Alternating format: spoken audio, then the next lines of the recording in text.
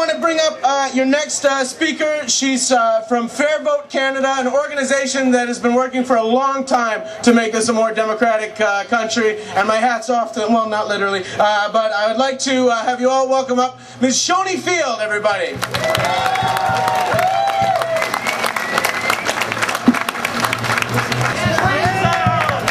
Now, prorogation was an ancient prerogative of kings when they didn't get their way. But this was back in the day when democracy wasn't fully formed yet, when we were trying to figure out how it worked. We were developing it, not a true democracy. And democracy doesn't work that way. When you don't get your way, you shouldn't be able to pull the plug.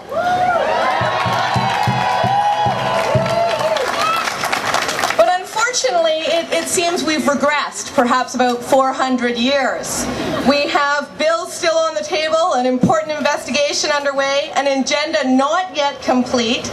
So when Parliament was suspended for several months on December 30th, it was hard to escape the inevitable conclusion that it was done to spare the government the bother of being accountable to Parliament.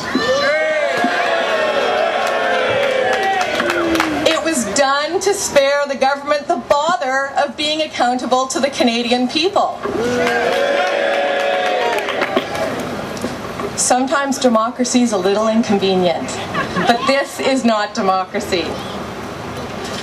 Under prorogation, Parliament became irrelevant and the government no longer accountable to the people's elected representatives. All parliamentary committees shut down, no question periods, no debates, bills swept off the table. When prorogation is used in these circumstances, it is to block democratic debate.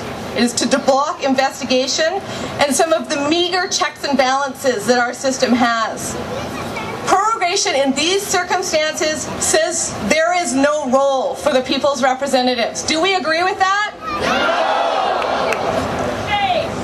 Prorogation in these circumstances essentially says there is no role for the people. Do we agree with that? No!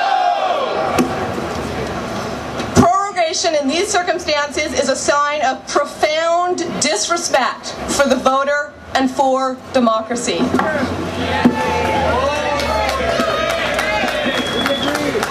So, what happens when we get on this slippery slope? Well, when Parliament loses its ability, its legitimacy, its role, your children and their children will have no institution capable of reining in an autocratic leader or a government that's out of control. And the ability of the people to rein in their leaders is the foundation of democracy. There is a very, very important thing at stake here, and that's why it's so amazing to see people across the country saying, we do care, this is not the Canada we want. Obviously, we need to start looking for some solutions. But before we start, I think it's important to take a step back and see what the problem is. One party is not the problem.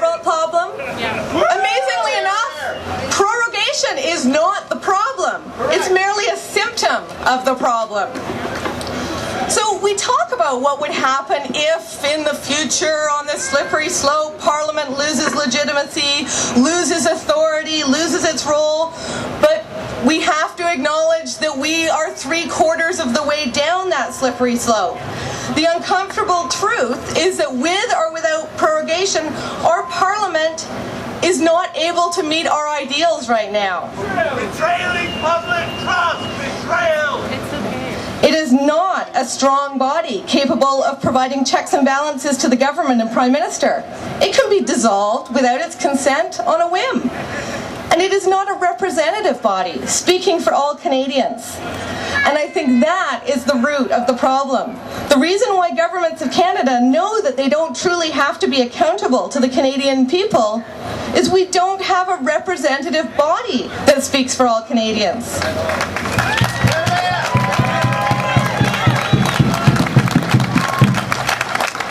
When Canadians are represented fairly in Parliament, then Parliament gains in legitimacy. It gains in strength. And when Parliament truly represents the Canadian people, then the government disregards it at its peril. The government is accountable to Parliament, and Parliament is accountable to the people. That's how it's supposed to work.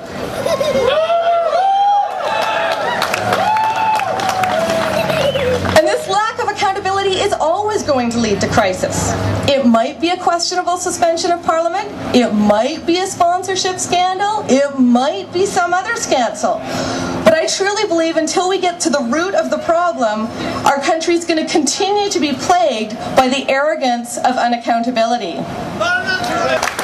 We are sick and tired of our governments being unaccountable, and I think it's time we have not just some mutterings about democratic reform, but true democratic reform.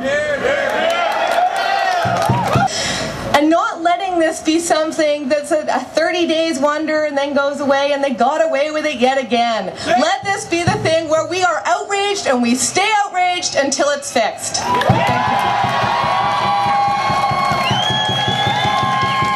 Shoni Field, everybody!